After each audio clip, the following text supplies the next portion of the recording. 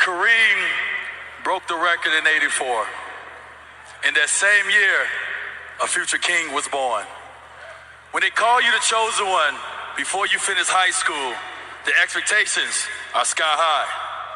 For 19 years, we've all been witnesses. No matter the challenge, no matter the noise, he was relentless. He's not just a four-time MVP or a 19-time All-Star or a gold medalist or NBA champion. He's a son. Now notice, this is the reason why I wanted to stop it. Obviously, I covered this before when it comes to this segment.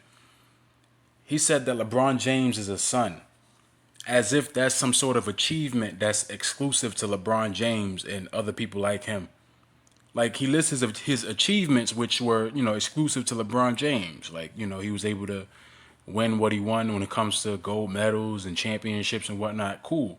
But when he said he's a son, that's how you know that it was an allusion to the sun god or the worship of the sun, S-U-N.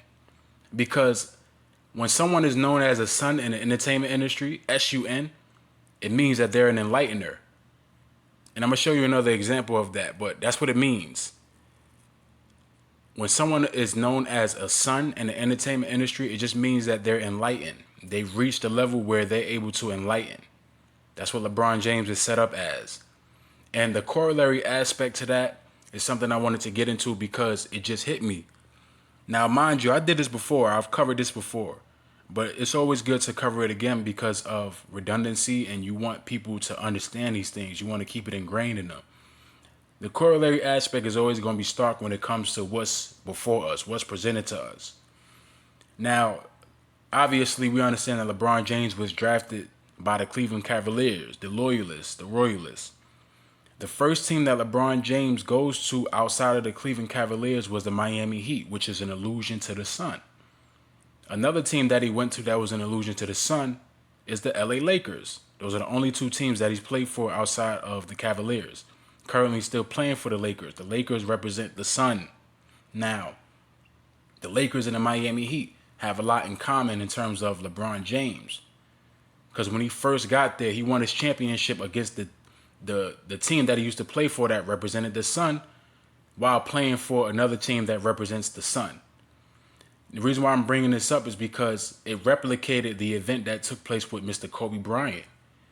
Mind you, the helicopter crashes, bursts into the flames. This is why the Los Angeles Lakers played against the Miami Heat. And everything that took place in the bubble had to happen based off of that script to take place. Mind you, in that Denver Nuggets game against the LA Clippers, in which the Denver Nuggets beat the Clippers in 7, I think the Clippers blew a 3-1 lead, that was all purposeful. That was all based off of a script. If you look at the stats for Kawhi Leonard and Paul George, it pretty much was an allusion to Kobe Bryant's jersey numbers. It was 4 rebounds for Kawhi Leonard and 6 rebounds for Paul George. That represents the number 10. It was 4 assists for Kawhi Leonard and 4 assists for Paul George. That's number 8.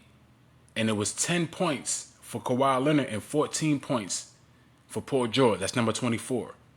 There was a lot of leanings that was based in a certain level of predictive programming in the year 2020, especially when it comes to the NBA. Mind you, that same year I covered these things. You can look at my original channel. The game, 2K21, the game that came out that year, before the LA Clippers lost to the Denver Nuggets, it was already letting you know, based off of the commentary in the game, that they lost. This was before they lost. This was before they lost to the Nuggets. It was like how the Clippers are going to come back strong after they were defeated by the Denver Nuggets in 7 games. This was literally before they lost. Mind you, they do this a lot when it comes to video games, like elements of predictive programming and so on. Like they'll let you know what's actually going to occur. The same thing happened with 2K23 to a degree. I have the video game. Mind you, right? The trade deadline occurred. This is kind of like me digressing, but it's not. It's really not. It's still in the same vein of what I'm talking about. The trade deadline that occurred where Kyrie Irving was traded to the Dallas Mavericks. Mind you, I played a video game, and at that time that it occurred, my internet was fucked up, so I didn't have access to the internet. But the funny thing is, I made the trade manually in my what you call it, my league. In my league, I made a little manual trade where I put Kyrie Irving on the Dallas Mavericks. Made the whole trade accurate, matched up with the real life trade scenario and whatnot. In the commentary, they actually said something about it as if it occurred, as if it was supposed to occur before it even happened. Like in terms of the situation that developed with the trade and whatnot. They said it in a way where it was based in like something that was supposed to happen. So I was just like, yo, wait, hold on. My internet is not updated right now. So how the fuck they know that Kyrie Irving was gonna get traded? So it just shows you that all this shit is a script, man. This whole shit is just a fucking script. Now going back to 2020, the Miami Heat had to make it to the NBA Finals. Giannis, he went through programming. He went through a certain breakdown that pretty much, allowed the Miami Heat to beat the team, to beat the Milwaukee Bucks that year. The team that was supposed to really go to the finals that year was the Bucks and the Clippers. But based off of the circumstance that took place with Kobe Bryant, it was all based in an esoteric understanding when it comes to the predictive element. You know what I mean? And they just show you, like, it lets you know they're stark with what they want to cover in terms of the esoteric energies. They stark with it. They let you know. Like I said, Kawhi Leonard and Paul George, they had that breakdown because it was based in the veneration of Kobe Bryant for that year. Mind you, like I said, 2011, Tyga has a song called Young Kobe, which is an allusion to what took place in 2020 in Calabasas, California. He's literally performing like in an area that's similar to where, the crash site took place. And while he's doing his little performance in the video, you see burnt up figures. That's an allusion to what took place in 2020 with Kobe Bryant. Like, it's clear, it's plain as day. And this is the reason why I wanted to go into it, just because of the corollary aspect as well as the understanding of these celebrities being set up as enlighteners or influencers. LeBron James pretty much was given a torch from Kobe Bryant. And, no pun intended, obviously, the torch with the fire element. So this is the reason why LeBron James was a part of the 2020 NBA Finals going against his former team, which was the last team that he played for that represent the sun. So all this stuff, it just don't happen out of nowhere. All this stuff is pre-planned, man.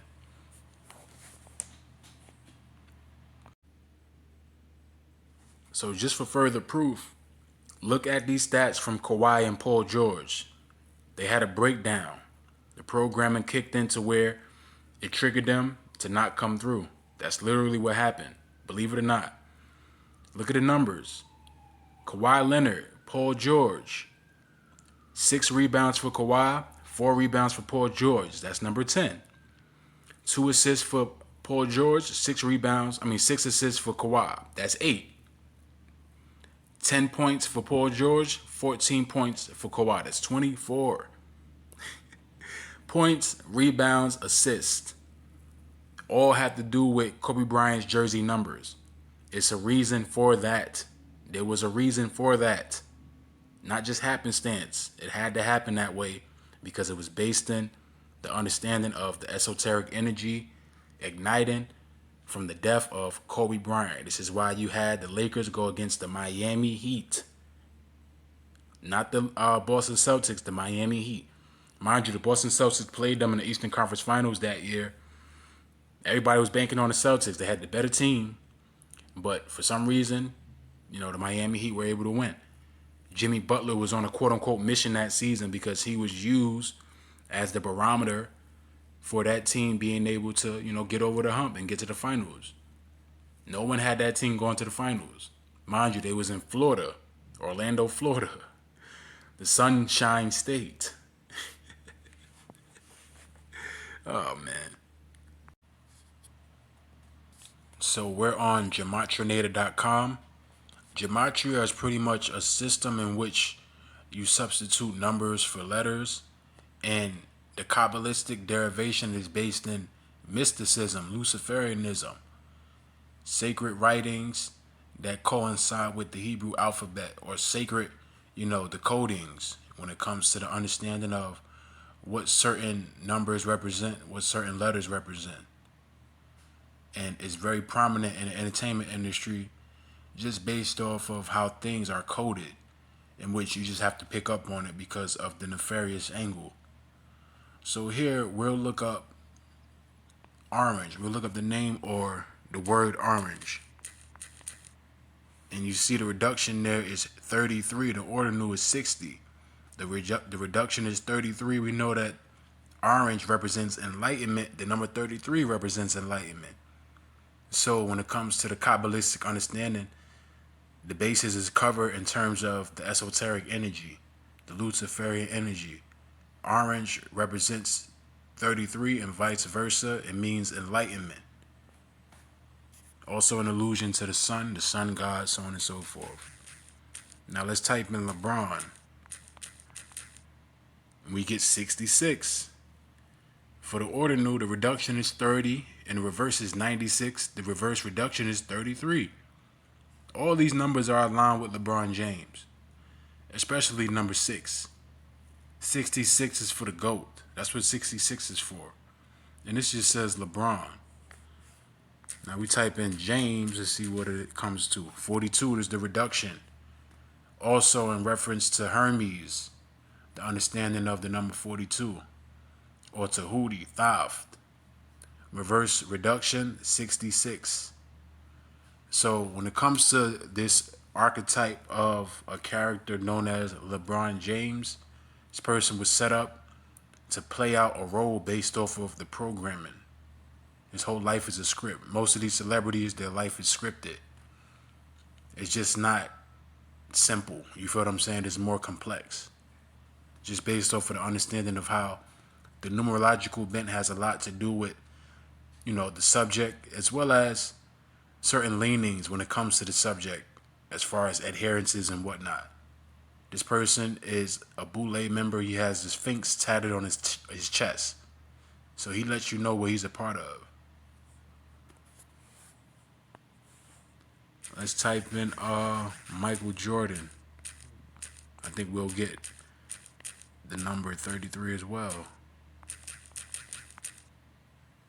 So for Michael Jordan, no, you actually get 76 because 76 represents the GOAT. So that's the reverse reduction. We all understand that 76 represents the GOAT. LeBron James and Michael Jordan both battling when it comes to supremacy in regards to GOAT status. But let's get more into the sun god aspect, or the sun in general. And once again, just to touch on the Kyrie Irving thing again for, greater detail. Like I said, man, I didn't have no internet around the time of the trade. So when the trade went down with Kyrie Irving, obviously without internet, it's not able to pick up any real-time events as far as like what's going on. But, when the internet is on, it is able to pick that up. And even so, it still wouldn't say, I mean, sometimes it would because, the players or the people that's in the game, they probably update what they say or whatnot. But I didn't have any internet. And my point is, they literally said something as if, it was already predetermined. Like it was already supposed to happen from the beginning of the season. The same thing that I was talking about, or similar to NBA 2K21 with the Clippers.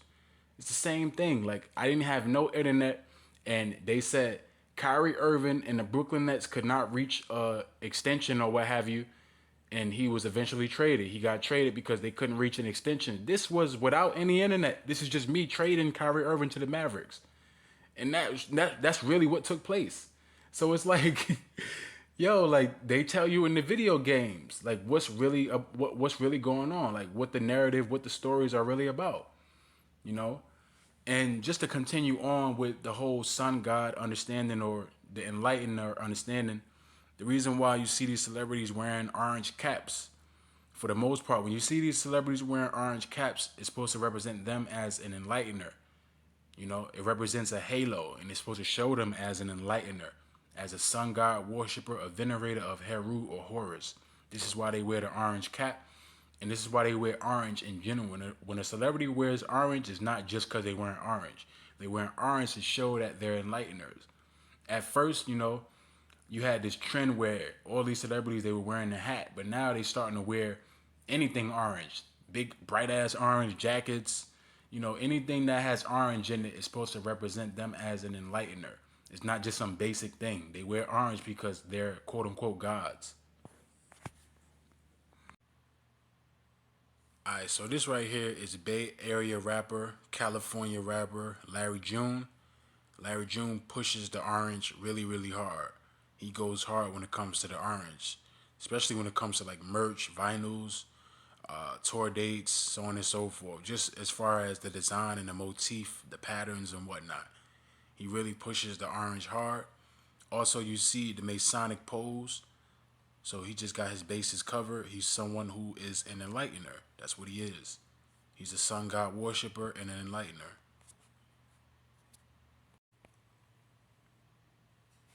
Larry June, once again, just pushing that orange motif when it comes to the understanding in regards to enlightenment, reaching that zenith, as well as being a teacher, an enlightener.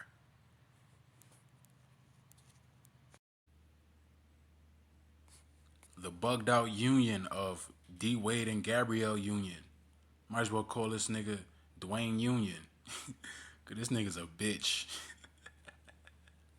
No disrespect to the brother, but he's a bitch, man. It's just crazy. And this used to be my favorite player. Obviously, it don't have anything to do with, you know, how I like him as a basketball player. Separate all that, but it's just like, yeah, this dude, man. Grown ass man, and what he's doing to his son is just abysmal.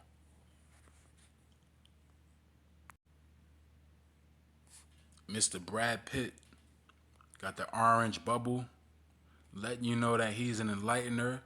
He's a part of the craft. Brad Pitt is also a Kabbalist. High level at that. Mr. Brad Pitt. Now this right here is plain. He has on an orange cap, nothing else orange. It's like this doesn't even like go together. Like the orange hat is so out of place. It just lets you know that this person is set up to be an enlightener. This is why he's wearing an orange hat, because it's supposed to signal to those in the know that he's a part of what they're a part of. That's all it's about.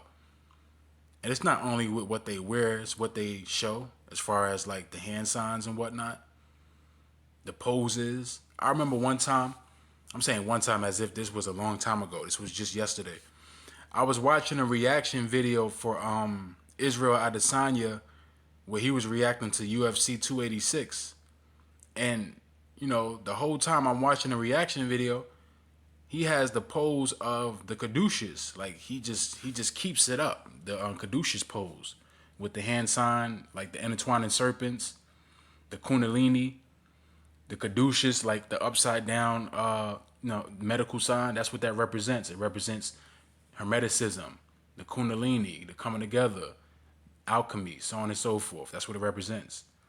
And Israel Adesanya, he just had that pose up. So in these last days, a lot of these celebrities, they let you know what they're a part of. You just gotta understand what it is when it comes to hand signs, poses, so on and so forth. Certain people, they don't ask questions of why they throwing this up, why they throw this hand sign up when it's pervasive. You continue to keep seeing it, but a lot of docile people, a lot of sheep, they don't ask these questions. They don't say what that mean or what this mean when it's constant. It's not even like they do it in spurts. It's more, you see it more and more these days. That's how you know we living in these last days, because it's only meant for a certain remnant of people to understand. And it be like simple ABC shit. Like maybe I'm saying that because I have an understanding of the scriptures and a lot of us do. But I don't know, man. Like it's just so, it's plain. You guys cannot see the Luciferian energy of this world. I feel so sorry for you if you don't feel the Luciferian energy. Like if you don't see the iniquity, if you can't sense the unrighteousness, it's pervasive. It's everywhere in this world. It's just crazy, man. That's how you know that it's only meant for a remnant to understand and to inherit the kingdom, man. Now, this right here is just a woman by the name of Her, representing the sun goddess. You know, with the yellow, orange, it's all synonymous, the same thing. The yellow and the orange is interchangeable when it comes to the projection of, you know, what they trying to signal in regards to what the colors mean and what it goes back to. Obviously, the understanding of the sun god, sun worship, the worship of Osiris, Heru, Horus, you know, so on and so forth. Kim K, KK 11 and 11, looking crazy with her burnt orange, letting you know that she's a sun goddess. She worships the sun goddess, aka the sun god. And the reason why I say aka is because the gods and the goddesses, they're interchangeable when it comes to gender fluidity. And I'm sure a lot of you brothers already know that.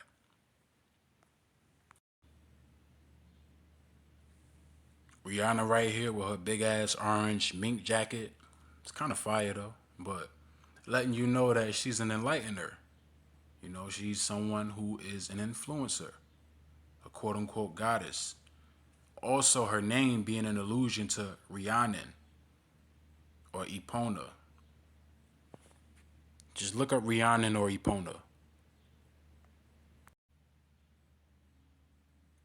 Mary J. Blige with the orange. She also has a wine company or wine. It's called Sun Goddess Wine. Literally, that's what it's called, Sun Goddess Wine. We already know the Sun Goddess, an allusion to La. If you look up La, Lugh, the Celtic Sun Goddess. The understanding is all about influencing the masses when it comes to what that term means. To be an enlightener. It means to influence the masses in the left hand. The first people to walk the earth who were known as enlighteners or Luciferians was Cush and Nimrod. Or really Adam and Eve, you know. Eve was given the teachings, she enlightened Adam. So she probably was the first Luciferian on the earth. You know what I mean? But yeah, man, the reinvigorated priesthood came from Cush, Nimrod, Semiramis, and this is who they worship in the entertainment industry, just under different guises. That's what it's about. It says the sun goddess represents the power and force of the light of the sun. Today we are more likely to associate the goddess with the energy and phases of the moon. Yeah, like lunar or Luna. The mother goddess, Isis, Ishtar, so on and so forth. They're associated with the moon. And we understand just in general, the woman, naturally she's capricious, she's whimsical, she's moody, changes just like the moon. The man, more fiery, or at least that's like, you know, what the stereotype is, more dominant, so on and so forth. That has a lot to do with the sun. You know, fire, power, so on and so forth. Ice, soft, subdued, so on and so forth. So you have that contrast. But when it comes to the gods, the pantheon of the pagan gods, they're all interchangeable, all gender fluid. So just reading on, it says, this perhaps represents the power shift away from the ancient matriarchal society. Exactly. You know, because the sun gods, you know, it pretty much was a male in regards to the understanding going back to Osiris, really Nimrod and Cush. But in the understanding of the Greco-Roman philosophies, the Kemetic philosophies, paganism as a whole, it's all based in gender fluidity.